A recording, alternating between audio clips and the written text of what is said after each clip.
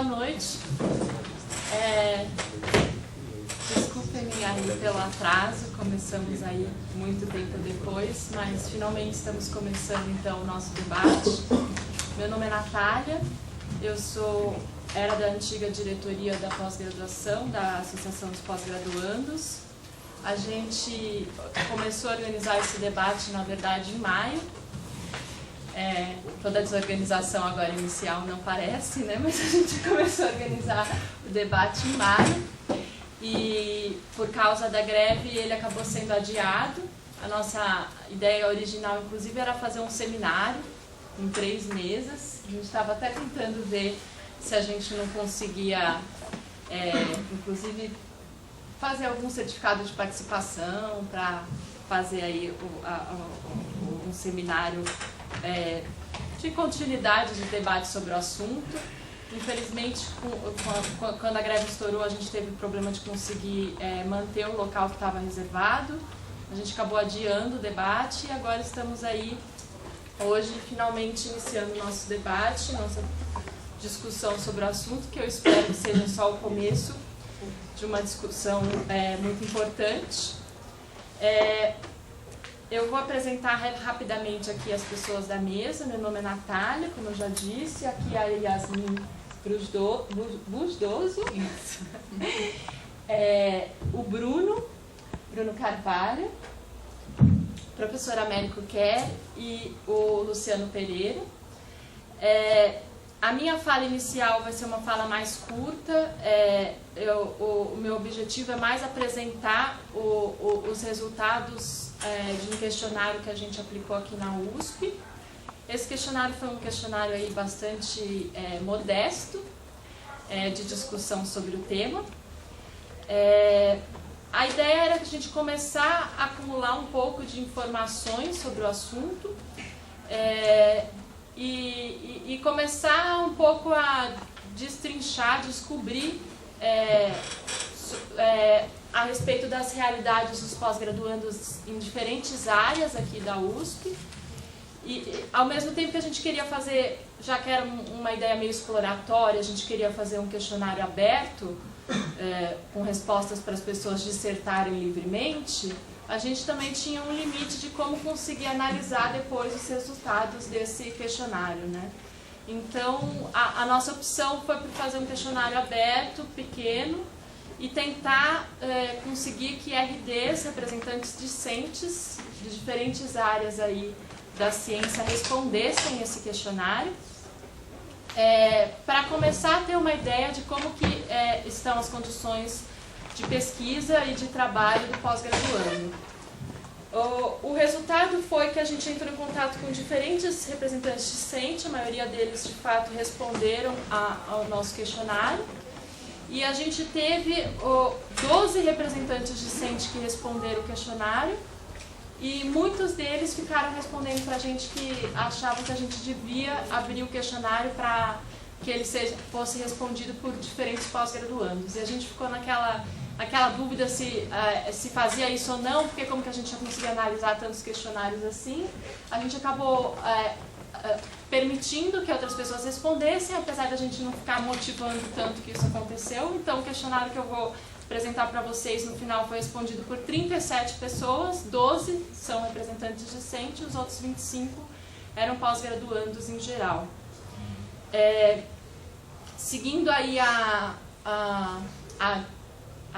divisão da CAPES a respeito das áreas, aí, as grandes áreas do conhecimento, a gente teria a resposta de 4 das grandes áreas do conhecimento, que seria das ciências biológicas, das engenharias, das ciências da saúde e das ciências humanas. Então, é mais ou menos essas as áreas e o grupo de pessoas que eu vou apresentar aqui as respostas. O nosso questionário,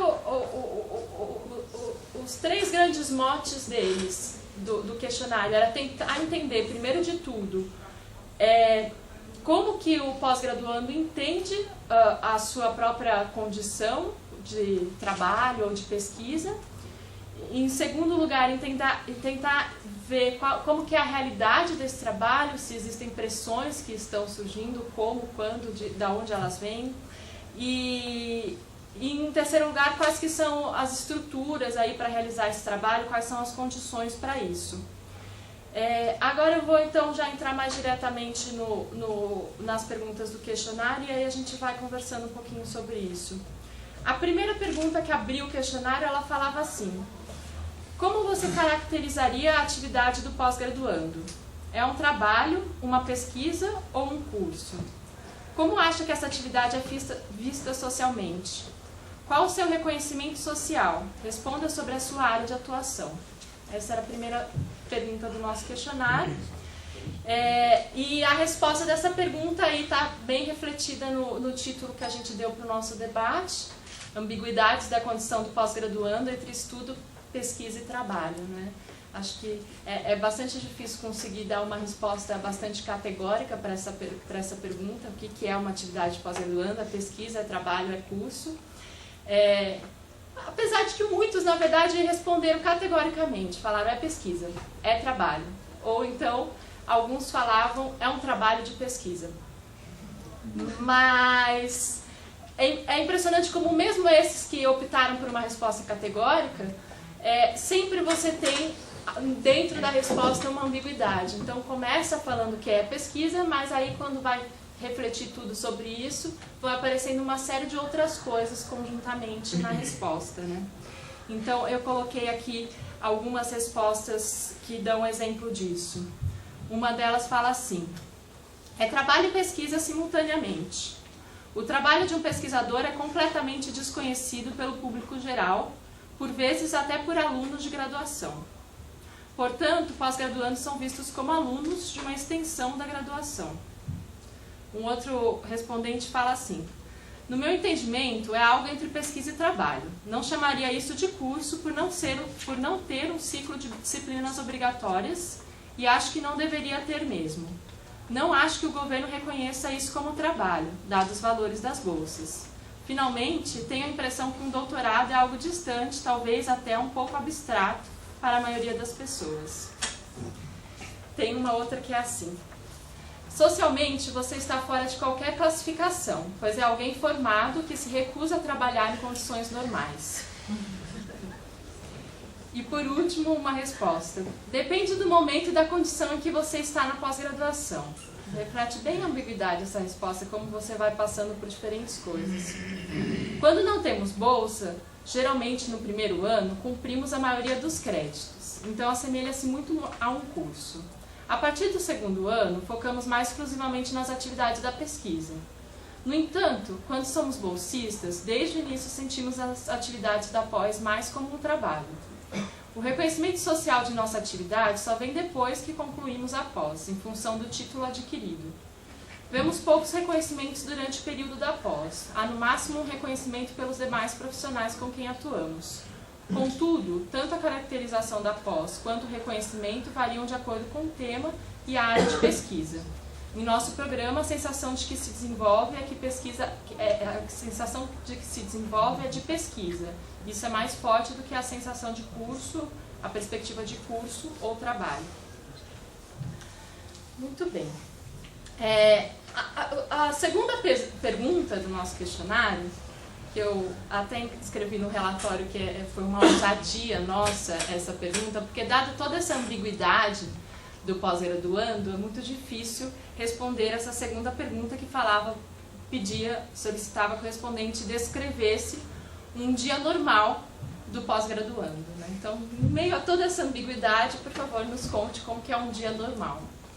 E é engraçado que a resposta a essa pergunta vão geralmente em duas respostas que são polarizantes, num certo sentido, mas que eu acho que meio que se complementam e refletem muito do trabalho contemporâneo em geral, não só do pós-graduando.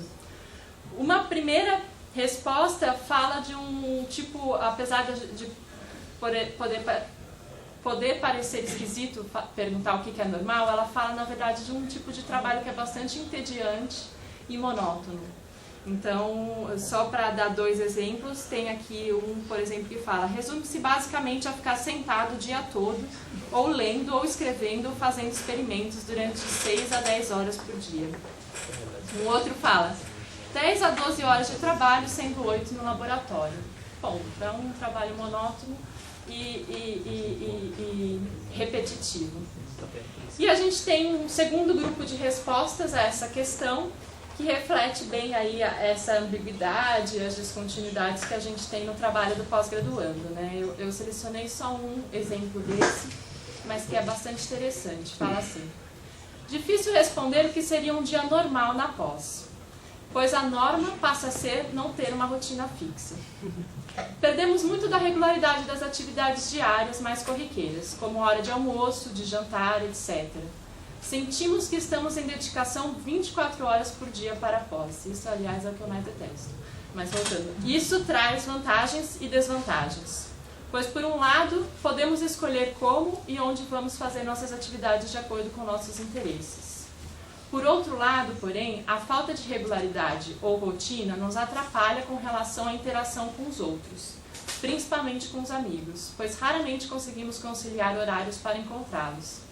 Mas isso também varia de acordo com o momento, programa, tipo de pesquisa. Quando desenvolvidas nos laboratórios, no mais das vezes, o dia do pós-graduando se resume a ir ao laboratório e desenvolver a pesquisa.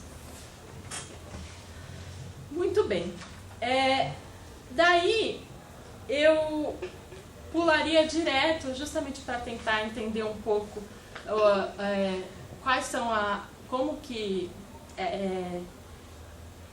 quais são as demandas que estão por trás desse tipo de rotina de trabalho. Eu pularia para que, na verdade, foi a última pergunta do nosso questionário, a 7ª pergunta, que fala assim: como a preocupação em aumentar ou manter a nota do programa de pós-graduação na CAPES, ou talvez não só as notas da CAPES, mas também o plano de internacionalização da USP, afeta o cotidiano de pesquisa dos estudantes? Quais são as cobranças que surgem? Existem incentivos ou punições para a realização de certos compromissos?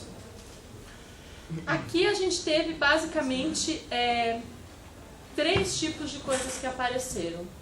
A primeira delas, e a mais frequente delas, foi demanda por publicação e demanda por participação em congressos.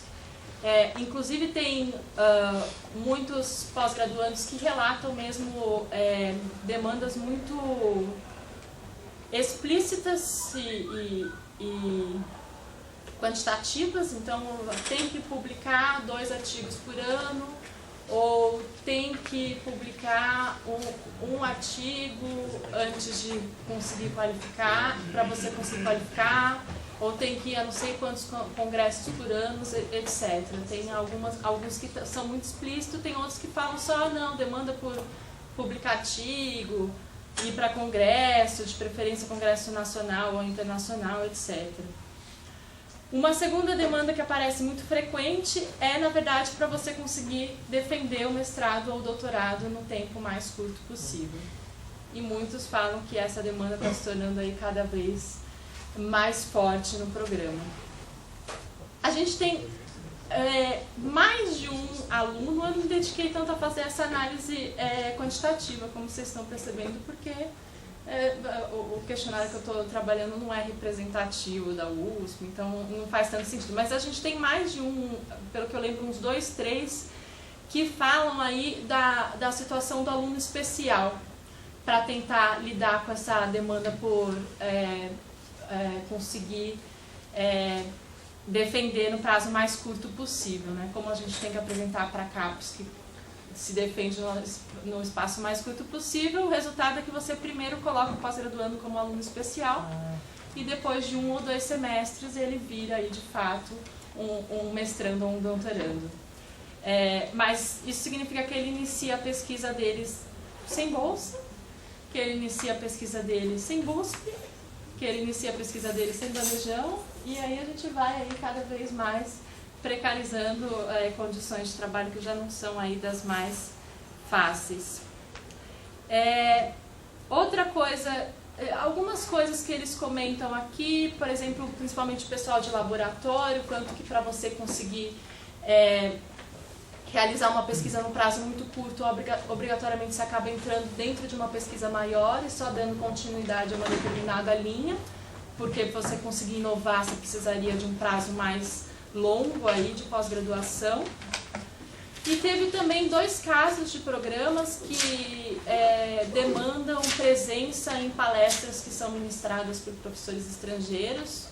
Não sei se vocês sabem, mas isso também conta a ponto para a CAPES, palestras ministradas por professores estrangeiros, então eles obrigam que os alunos fiquem fazendo plateia para essa palestra.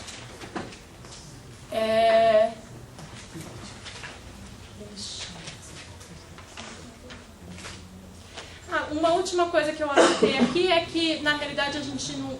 É uma pergunta que não perguntava para opinar, ela só perguntava para contar, mas ainda assim a gente tem alguns que opinam, outros não. Alguns falam que acham que é isso mesmo, que se você é pós-graduando você tem que publicar, você tem que ir para congresso, não faz nenhum sentido você ser pós-graduando. Tem outros que reclamam de algumas coisas em relação a essas demandas. Muitas vezes criticam que a gente está se adequando muito a um critério da CAPES que é quantitativo, que não fala sobre as qualidades das pesquisas, ou então que acabam sendo demandados para fazer certas atividades, como ir na palestra do professor visitante, ou então publicar artigo numa revista X, que é um artigo que, na verdade, aquele ponto da pesquisa não contribui para ele escrever a tese ou a dissertação, mas você tem que se preocupar em publicar aquilo por causa do programa. Muito bem, aí a gente vai então para as outras 3 perguntas, que seriam mais perguntas que estão pensando a respeito das condições de pesquisa para a realização, para conseguir atender a essas demandas, a essas exigências. A gente tem 3 perguntas diferentes que a gente pensou sobre isso. A primeira delas fala: como são as condições da realização de pesquisa no seu programa de pós-graduação? Quais as dificuldades mais frequentes? A segunda pergunta sobre bolsa: a média, maioria ou minoria dos alunos possuem bolsa? E por último, os alunos conseguem com facilidade financiamento para participação em congressos, mestrados, doutorados sanduíches, realização de pesquisa de campo ou em bibliotecas localizadas em outras cidades? Aqui a gente teve, é claro, uma série de problemas que foram sendo apresentados. Não sei se eu vou conseguir me organizar, acho que talvez teria que ler. Ainda que a gente teve coisas muito variadas nessas respostas. Às vezes tinham pessoas que apresentavam muitas coisas e outras que respondiam assim sobre poucos problemas. Não sei se tem efetivamente poucos problemas ou na hora do questionário só lembrou de algumas coisas. Mas dos 37 respondentes, a gente só teve 2 que nessas 3 perguntas não relataram nenhum problema. E um deles explicitamente colocava que 100% das pessoas no programa dele tinha bolsa. O outro não ficava tão explícito sobre isso, mas não criticava, então acho que estava relativamente bem resolvido ali. Então a gente tem aqui poucas bolsas, baixo valor da bolsa, ausência de direitos trabalhistas, insuficiência de verbas para participação em congresso, organização de estudos de caso ou acesso à base de dados, precariedade na infraestrutura ou mesmo inexistência de espaços de pesquisa e de estudo no programa. Muitos reclamam sobre a pouca clareza sobre os procedimentos burocráticos na USP. Falta de transparência no processo de seleção dos pós-graduandos ou no processo de oferta de bolsas no programa. Dificuldades na relação entre orientador e orientando. E teve 9 pessoas aqui que comentaram quando foi perguntado sobre verba para participação em congresso, que isso se tornou mais complicado com o corte de verbas aí na gestão do Zago. Bom, por fim, a última ou penúltima pergunta do nosso questionário era dirigida bem mais diretamente para representantes discentes, e ela falava assim: relate de 2 a 3 casos de recursos de estudantes que foi encaminhado para a decisão na CCP ou CPG, tinha alguns representantes que era de CCP, outros de CPG, e que são importantes para pensarmos as condições de pesquisa e trabalho do pós-graduando. Conte-nos a razão do caso ter sido encaminhado ao órgão, o problema em questão e o desfecho do caso. Caso deseje, pode utilizar também este espaço para explicar por que este caso parece ser importante para pensarmos as condições de pesquisa no seu programa ou unidade. A gente tinha, como eu falei no começo, só 12 representantes discentes respondendo esse questionário, e na verdade a gente teve bem menos respostas a essa questão do que esses 12. Alguns deles falaram que tinham assumido, começaram na função de representante discente há pouco tempo, então não sabiam muita coisa ainda. Teve 1 ou 2, eu acho que só um, que comentou que na verdade não conseguia lembrar de nada que poderia ser relevante para pensar condições de pesquisa ou trabalho. E aí no final a gente acabou tendo, na verdade, acho que 3 ou 4 respostas mais amplas aí a respeito dessa pergunta. Uma delas comentava bem rapidamente, não dava para saber mais sobre os casos ali, mas só comentava o quanto que toda vez que chegava um pedido de troca de orientador, isso era bastante complicado, que pedido de troca de orientador era visto como um tabu ali não lembro mais se era CCP ou CPG. E a gente teve 2 respostas que foram 2 respostas mais longas e que eu acho bastante interessantes da gente pensar aqui e gostaria de lê-las. A primeira delas mostra um pouco aí até problemas de saúde que vão sendo gerados aí com essa condição que eu estou trabalhando aí aos poucos com vocês, de demandas, ao mesmo tempo que falta uma série de condições aí de pesquisa para lidar com essas demandas, né? Então, a primeira delas conta assim: o número de solicitações de prorrogação de prazo junto à CPG do programa de pós-graduação cresceu muito nos últimos anos. Há, em geral, entre 5 e 10 pedidos a cada reunião ordinária. As justificativas variam muito. Algumas envolvem dificuldades na realização da pesquisa ou na sua finalização escrita. Outros, contratempos provenientes do acúmulo de atividades. Aqui, em geral, porque a pessoa exerce função remunerada sem a qual não poderia se dedicar aos estudos. E outras por razões de saúde. Chama atenção os casos que relatam algum tipo de transtorno psicológico ou mesmo psiquiátrico, entre eles a depressão e seus correlatos. Depreende-se que chega um momento em que o estudante fica travado, não consegue avançar nas leituras, na análise do material colhido e principalmente na redação de sua dissertação ou tese. Até agora, a CPG tem oscilado entre ser rigorosa na aplicação das regras, mas mostrando-se sensível às agruras relatadas pelo solicitante de prorrogação. Sobretudo porque praticamente na totalidade dos casos, falta muito pouco para que a pesquisa seja concluída com êxito e se encaminhe para a defesa. De todo modo, a praxe é manter a rédea curta, isto é, concede-se em geral a metade do prazo solicitado, obrigando o estudante a refazer o pedido quando o tempo se esgota.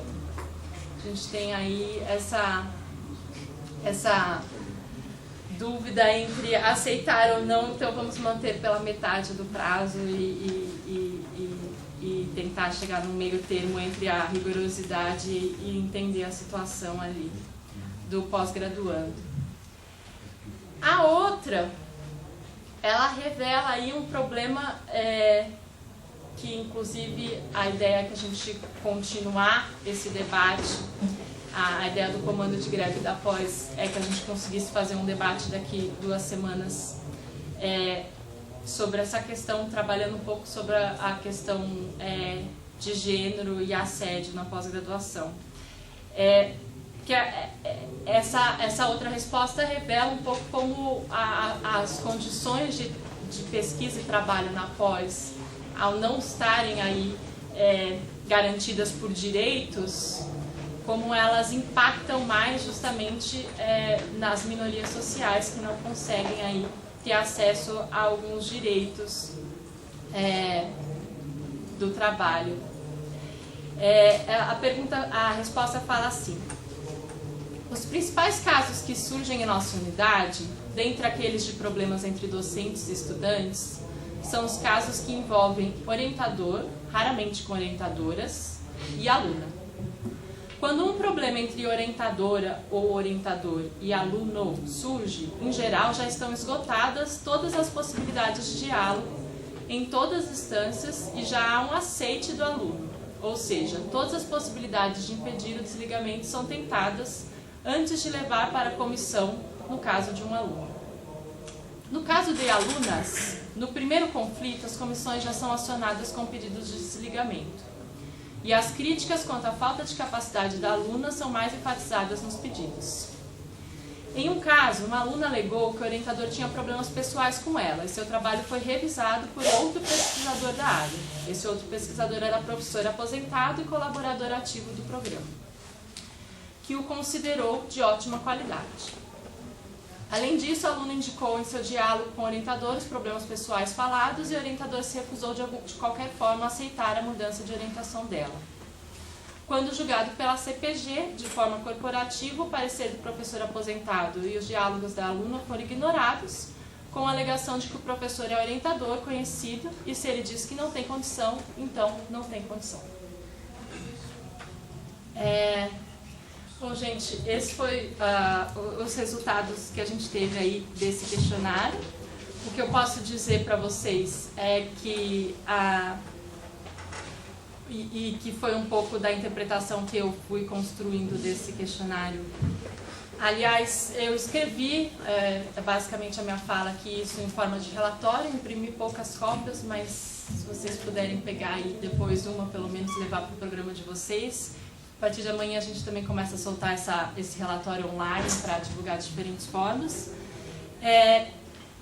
Mas um pouco a interpretação que a gente foi acumulando aí ao longo dos nossos debates e leituras de texto sobre o assunto é o quanto a gente tem um problema aí, essa ambiguidade da nossa situação como pós-graduando, que não está claramente nem como uma condição de pesquisador que contribui para a universidade e tem direitos como pesquisador, nem como um trabalhador comum que tem direitos do trabalho comum,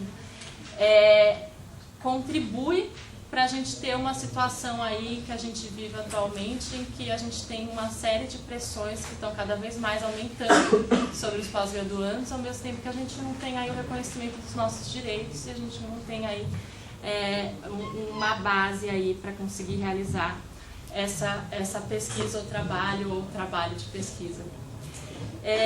Bom, eu encerro aqui a minha fala e a partir de agora a gente vai então começar a apresentação dos outros convidados da mesa.